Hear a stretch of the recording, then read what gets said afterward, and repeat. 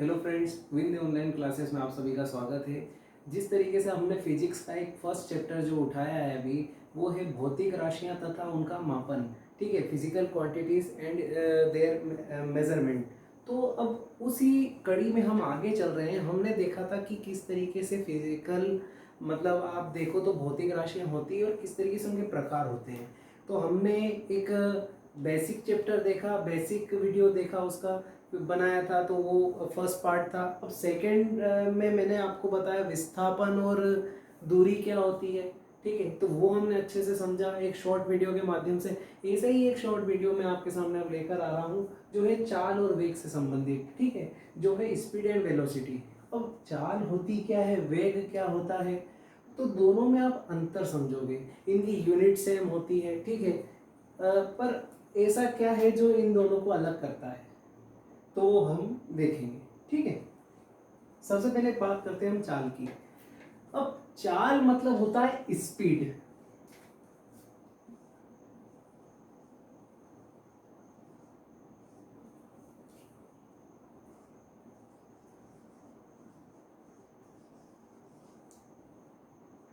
और ये होता है वेलोसिटी, वेग।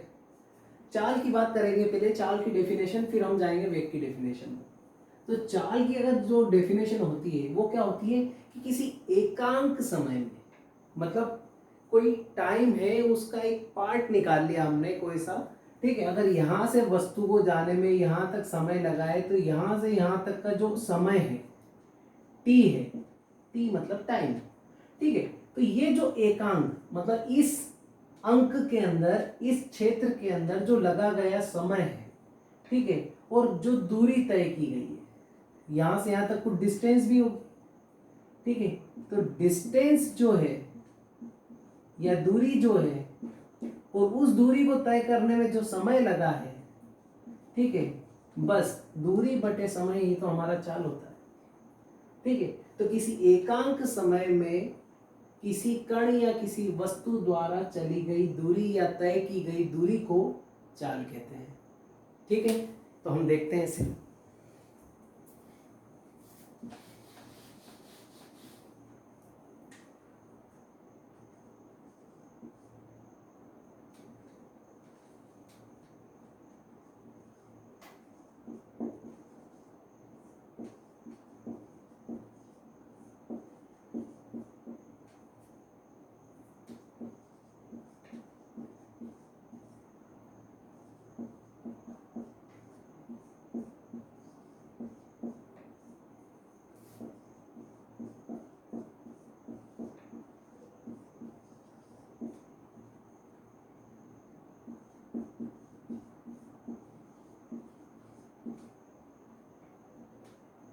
तो बस ये क्या है, एकांक समय में तय की गई दूरी। ठीक है, किसी कण या वस्तु द्वारा तय की गई दूरी ही क्या है, चाल है। तो ये हो गया चाल का डिफिनेशन। और वेग का बोले तो कुछ नहीं, समय के साथ विस्थापन में जो मतलब विस्थापन के साथ जो समय का अंतर आता है, ठीक है, मतलब समय के साथ जो विस्थापन की दर में अंतर आता है, बस उसी को वेग कहते हैं। हम समझेंगे, पूरा देखेंगे इसको कि किस तरीके से वेग होता है, क्या विस्थापन रहता है, क्योंकि हम इसके पहले दूरी और विस्थापन समझ चुके हैं। तो वो वाला टॉपिक आप पहले देख लें तो ज़्यादा बेटर होगा, ताकि इस वीडियो को देखने में आपको ज़्यादा प्रॉब्लम नहीं आएगी, बहुत इजीली आपको ये समझ में आ जाएगा।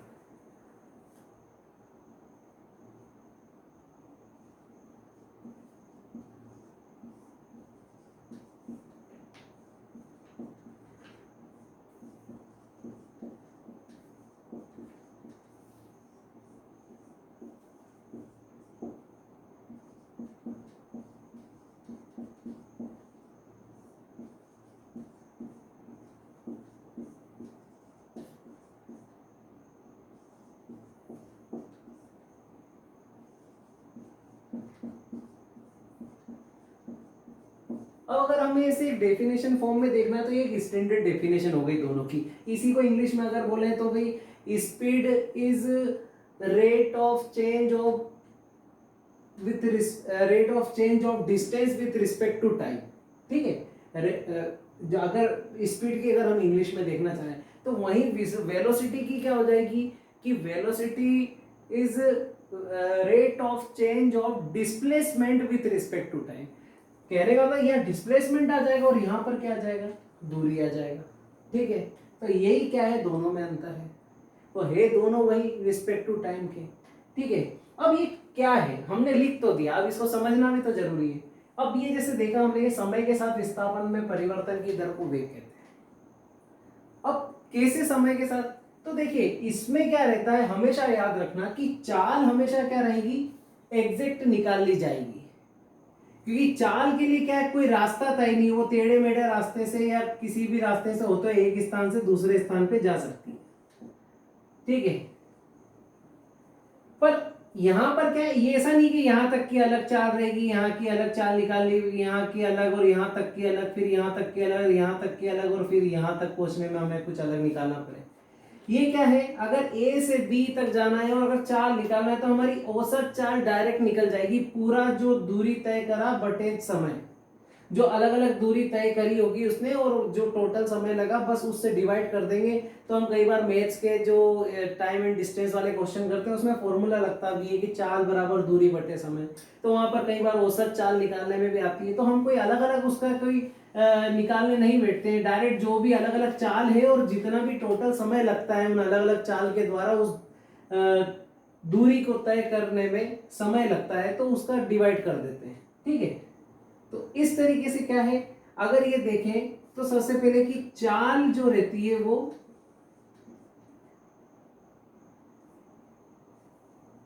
औसत चाल जो रहती है वो हमेशा नियत रहती है।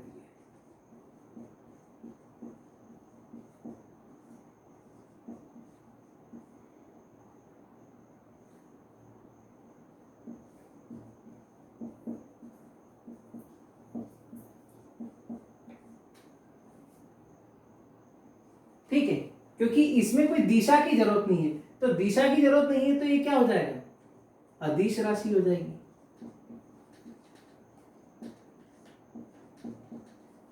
अब कैसे अदिश राशि है, तो देख लेते हैं कि भाई चाल का अगर मैं देखूं फॉर्मूला, तो चाल बराबर दूरी बटे समय,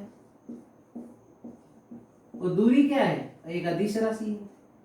ठीक है, और दूरी का क्या रहता है, मीटर पर समय का क्या यूनिट है, सेकेंड।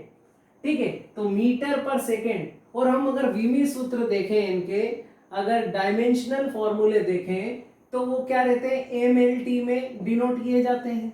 ये रहता है मास के लिए, मतलब जो भी वेट रहता है केजी, तो उसके लिए M यूज होता है, लंबाई के लिए, लेंथ के लिए L रहता है, और T रहता है टाइम के लिए। तो इस तरीके से विमी सूत्र बनाए जाते हैं।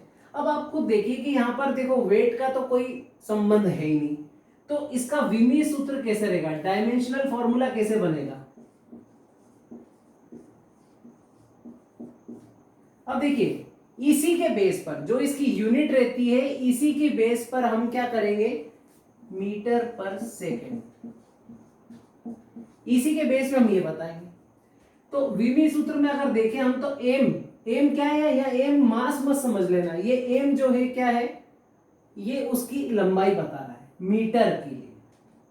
तो एम तो यहां पर है नहीं, तो एम आप 0 रख सकते हो, या कोई रखने की भी जरूरत नहीं है। तो डायरेक्ट क्या है, एल लंबाई बटे, अब ये क्या है, समय है, अपॉन में है, तो सेकंड के लिए क्या लगाएंगे, टी।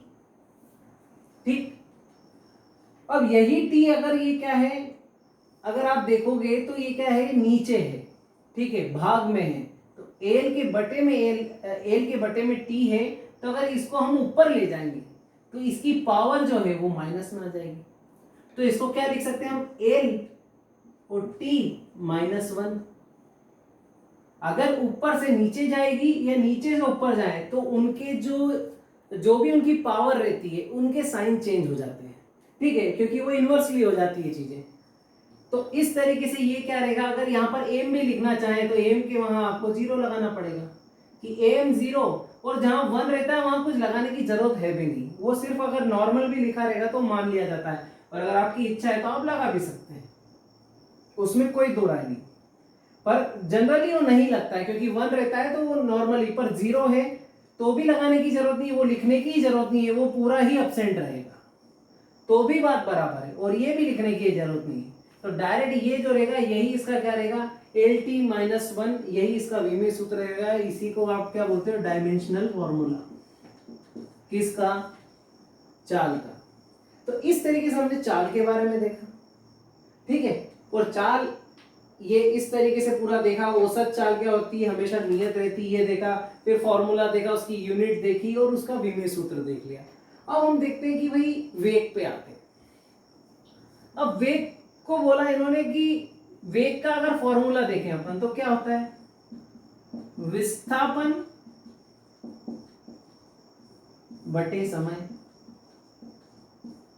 अब यूनिट सेम है इनकी, जैसे दूरी हमने जो कल पढ़ा था, दूरी और विस्थापन, उनकी भी यूनिट सेम थी, मीटर में ही थी, ठीक है। इसके पहले जो वीडियो बना था उसमें था, ठीक है।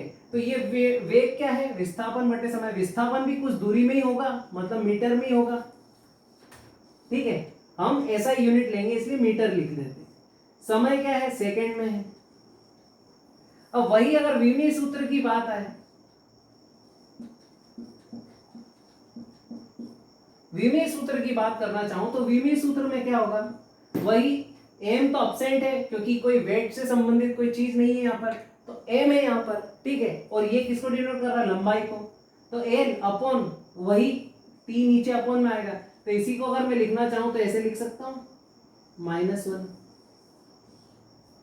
तो ये क्या हो गया, डायमेंशनल फॉर्मूला हो गया, ठीक है। ये इसका डायमेंशनल फॉर्मूला हो गया, किसका, वेग का। अब वेग के कुछ टाइप भी हैं और वेग के बारे में देख भी लेते हैं कि वेग क्यों, मतलब इसकी कुछ कंडीशनल चीजें रहती है। जैसे वेग में क्या है, एक सबसे पहला पॉइंट तो ये हो गया कि ये अलग अलग स्थिति में अलग अलग हो सकता है, ठीक है, विभिन्न परिस्थितियों में। जैसे इसका बोल दिया कि नियत रहता है, पर ये विभिन्न परिस्थितियों में अलग अलग हो भी सकता है, तो भिन्न भिन्न परिस्थितियों में अलग हो सकता है।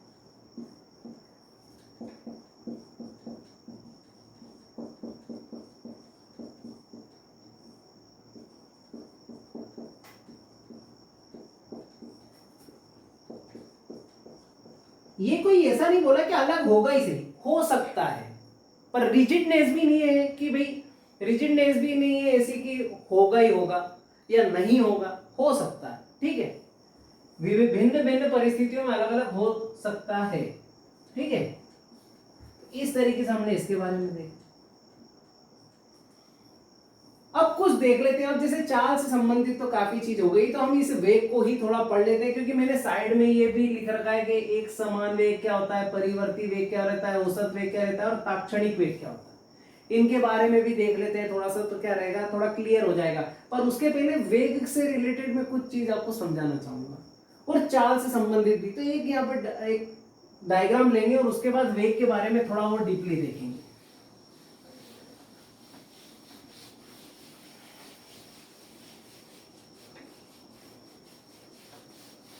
अगर मैं देखना चाहूं कि भाई चाल क्या है, तो एक, अगर ये यहां से वस्तु गई है और अगर मैं यूं राउंड घूमकर यूं जाना चाह रहा हूं, मतलब ये सर्कल है पूरा इस तरीके से, तो ये ए पॉइंट है या पी पॉइंट है या कुछ भी ऐसा मान लो, ठीक है, ये इनिशियल पॉइंट। तो यहां से ये जो मैं तय कर रहा हूं, ठीक है, तो ये जो दूरी तय करूंगा और जो दूरी तय करने में लगा समय वो चाल निकालेगा, ठीक है। और ये क्या है, स्केलर क्वांटिटी है, मतलब इसमें दिशा की कोई जरूरत नहीं है, क्योंकि ये बना ही किससे है, दूरी से। और दूरी खुद ही क्या है, स्केलर क्वांटिटी है, अदिश राशि है, ठीक है। तो अदिश राशि से ही बना है तो अदिश ही रहेगा ये भी, ठीक है। अब और देखते हैं, ये तो हो गया चाल का मसला, ठीक है। अब मैं इस चाल को यहां से हटा देना चाहता हूं, क्योंकि हम वेग के बारे में पढ़ेंगे। अब वेग के बारे में और देख ले, तो वेग के बारे में और क्या है मेन चीज, ठीक है। अब अगर इसी वेग के बारे में बताना चाहूं कि भाई कोई चीज अगर यहां से या सीधे जा रही है, तो ही अगर ये बिल्कुल स्ट्रेट फॉरवर्ड जा रहा है या बिल्कुल सीधे जा रहा है, तभी जाके ये ए पॉइंट से लेकर यहां तक का जो पॉइंट है बी, तभी इसका वेग निकाला जाएगा। क्योंकि ये विस्थापन तय करता है कि यहां से लेकर कोई वस्तु यहां तक पहुंची और स्ट्रेट फॉरवर्ड गई है, बिल्कुल कहीं पर भी नहीं रुकी ना मुड़ी है, तो बिल्कुल जो एक दिशा में, इसीलिए तो इसे क्या कहा गया है कि ये कौन सी राशि है, ये सदिश राशि, क्योंकि इसमें दिशा का उपयोग होगा, ठीक है, ये दिशा के द्वारा ही निर्धारित किया गया है।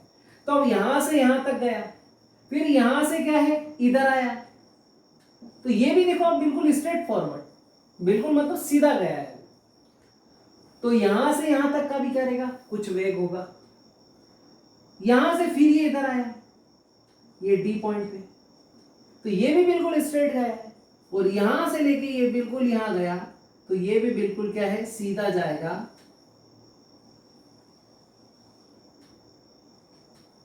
ये थोड़ा सीधा बनाने की कोशिश कर रहा हूं मैं, ठीक। तो ये इस तरीके से स्ट्रेट फॉरवर्ड गया है, तभी जाकर क्या है, ये यहां तक पहुंचा है।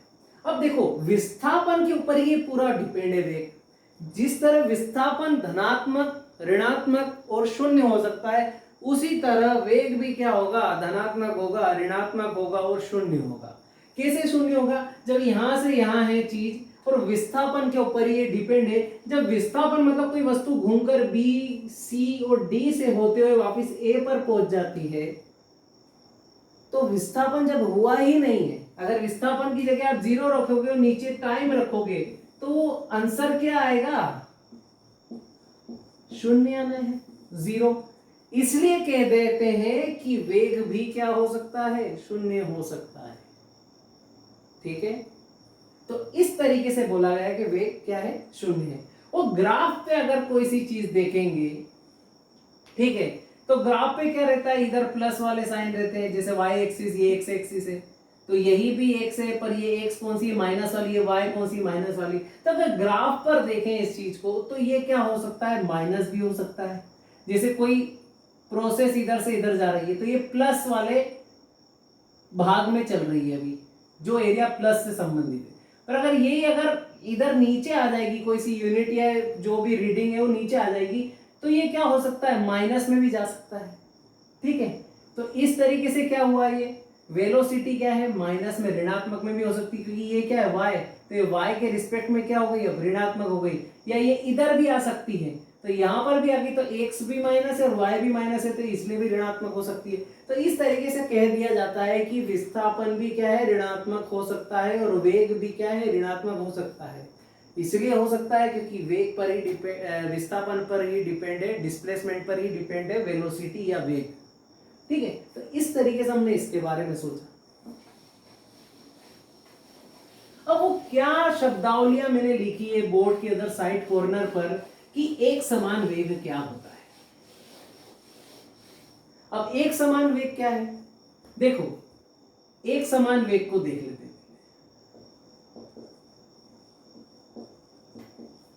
ये ऐसा कोई पूछा नहीं जाता, पर एक बेसिक इंफॉर्मेशन अगर हमारे पास रहे और हमारे फंडे बिल्कुल क्लियर रहे, तो काफी कुछ हेल्प होती है साइंस को पढ़ने। तो एक समान वेग, ठीक है, मतलब वेग कब एक समान दिखेगा, तो क्या होता है, कोई वस्तु, जैसे मैंने अभी एक यहां पर आपको डायग्राम बना के बताया था कि ए से बी पर गया, बी से ये सी पर गया, सी से ये डी पर गया, और डी से वापिस ये ए पर गया।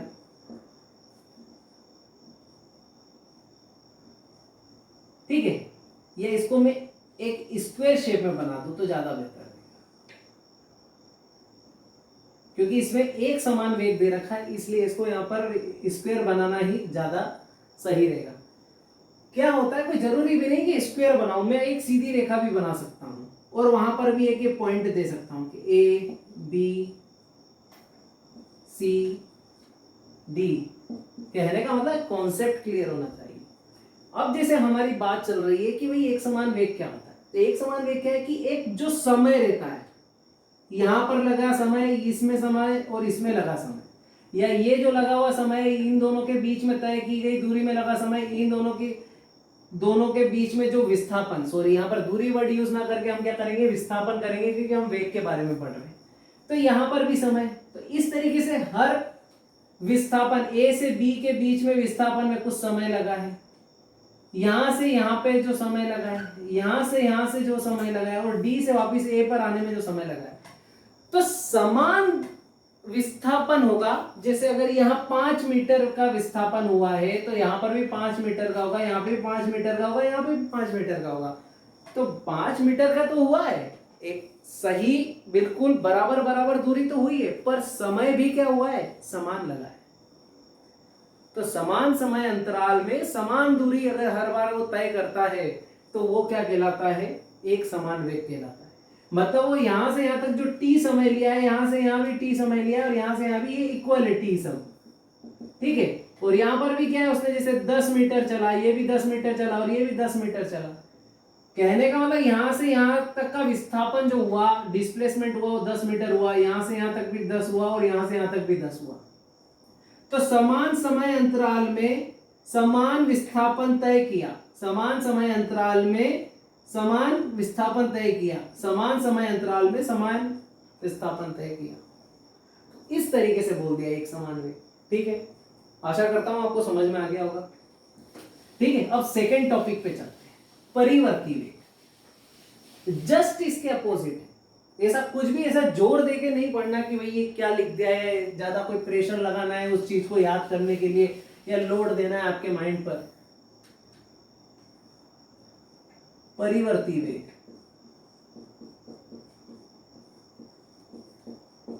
परिवर्ती वेग है तो परिवर्ती वेग क्या होता है कि भाई विस्थापन तो समान हुआ है, ठीक है, मतलब समय भी अलग है और विस्थापन भी अलग अलग है।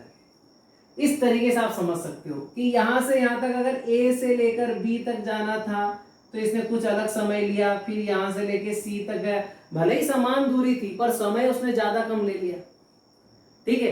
और बोला भी था ना कि जब तक वो स्ट्रेट चलेगा तब तक क्या है, उसका क्या समान रहेगा, वेग समान हो सकता है, पर जैसे ही वो डायरेक्शन चेंज करेगा फिर वहां से अलग वेग आएगा, एक नेक्स्ट यहां से वेलोसिटी अलग बनेगी, यहां से यहां तक की अलग रहेगी, फिर यहां से यहां की अलग रहेगी, फिर यहां से यहां तक की अलग रहेगी।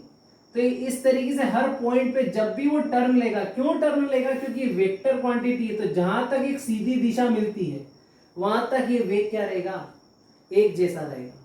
फिर यहां से यहां तक का एक जैसा रहेगा, यहां से यहां तक का एक जैसा रहेगा। तो इस तरीके से ये अलग अलग हो गया, ठीक है। तो इसलिए परिवर्ती वेग कह दिया इसे कि भाई इसमें क्या है, समान समय अंतराल में अलग अलग विस्थापन होता है। मतलब यहाँ तो 10 मीटर लिया, या 5 ही लिया, या 6 लिया, तो इस तरीके से अलग अलग डिस्टेंस हो गया, ठीक है। अलग अलग समय अंतराल भी हो सकता है या समान समय अंतराल भी हो सकता है, उसमें कोई दो राय नहीं है, ठीक है। तो उससे क्या हो गया, ये परिवर्ती वेग हो गया। कहने का मतलब एक समान वेग का जस्ट अपोजिट आप इसे कह सकते हैं, ठीक है। अब उसके बाद अलग देखते हैं,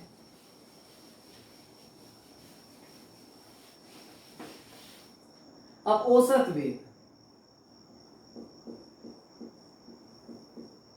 औसत वेग अभी इतने सारे जो डायग्राम के थ्रू मैंने समझाया, तो ये भी शायद आपको समझ में आ ही जाएगा, इसमें कोई ज्यादा टिपिकल जैसी कोई बात नहीं है।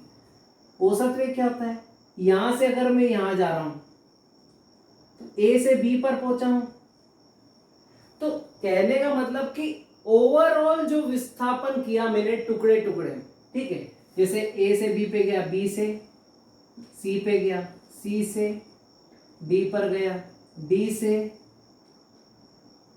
एफ पर गया और एफ से ए पर गया।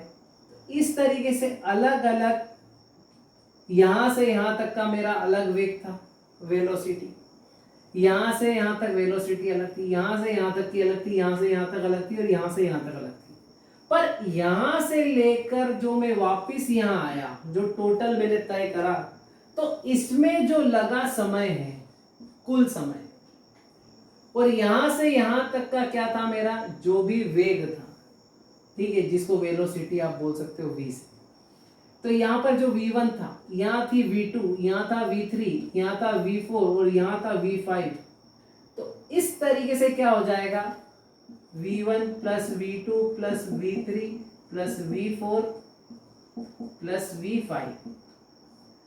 तो सभी वेग जो थे अलग अलग, उनका योग या उनका सम, और क्या है जो कुल समय लगा उसका रेशो ही क्या होता है, औसत वेग होता है।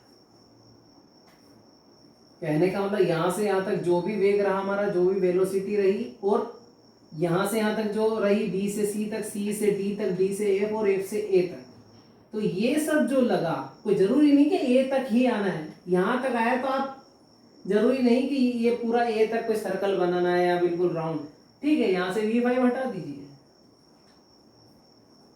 तो अब क्या हो गया, यहां से यहां तक V4 हो गए, तो ये V4 हो गए अपॉन T, मतलब यहां से लेकर यहां तक जो लगा समय, F तक पहुंचने में लगा समय, जो कि क्या है, T है, ठीक है। इस तरीके से हमने देखा, तो ये क्या है, औसत वेग, ठीक। अब तात्क्षणिक वेग क्या होता है, लास्ट लिखा है तात्क्षणिक वेग, तो तत्काल किसी क्षण का वेग जो रहता है वही तात्क्षणिक वेग है। उसके नाम पर ही अगर हम देखें कि भाई वो वेलोसिटी जो एक किसी एट पॉइंट, किसी टाइम के एट पॉइंट पर हो, बिल्कुल, ठीक है। जैसे मैं कहना चाहूं, जैसे इसको अगर एक शब्दों के माध्यम से अगर मैं व्यक्त करना चाहूं, ऐसा कोई डेफिनेशन तो उसके शब्द में ही आपको मिल जाएगी, ठीक है, कि किसी एक निश्चित क्षण, जैसे ये कोई टाइम है, या TH लगा देता हूं, ठीक है, या यूं बोल दूं कि अगर एक संख्यात्मक मान ही ले लूं कि 12वां सेकेंड, ठीक है, 12th सेकेंड जो था, ठीक है, उस पर मतलब एक पॉइंट निश्चित कर दिया हमने कि 12वां सेकेंड, तो उस समय जो उस एट पॉइंट, ठीक है, उस पर जो इसकी वेलोसिटी रहेगी या वेग जो रहेगा यहां पर, उस 12वें सेकंड पे या उस 13वें सेकंड पे या उस 50वें सेकंड पे, मतलब जो एक एट पॉइंट, बिल्कुल एक पॉइंट वाली जगह रही हमने, जो एक क्षण रहता है, ठीक है, तो किसी क्षण, ये क्या है, एक क्षण ही मान सकते हैं कि 12वां सेकंड ही क्या है, एक क्षण है। और अगर इसको तात्क्षणिक, अगर मैं इसको अलग करूं तो तत्काल, और एक क्षणिक जो लिखा है उसको मैं क्षण में लिख सकता हूं। क्षण मतलब जो भी पल, हम पल भी बोलते हैं उसको, ठीक है। तो तत्काल क्षण मतलब उस क्षण पे, उस तत्काल, उस समय जो भी वेग रहेगा वही क्या रहेगा, तात्क्षणिक वेग रहता है। मतलब किसी एक पॉइंट पे, हम फिक्स पॉइंट पे अगर किसी चीज का अगर वेग या वेलोसिटी निकालना चाहते हैं तो उसको क्या बोला जाता है, तात्क्षणिक वेग कहा जाता है। इस तरीके से हमने चाल और वेग के बारे में समझा, ठीक है। अगर आपको इसके बाद भी अगर कुछ इसमें क्वेरी रहती है या कुछ क्वेश्चन आपको पूछना है तो आप बिल्कुल कमेंट बॉक्स में लिख सकते हैं। तब तक के लिए धन्यवाद।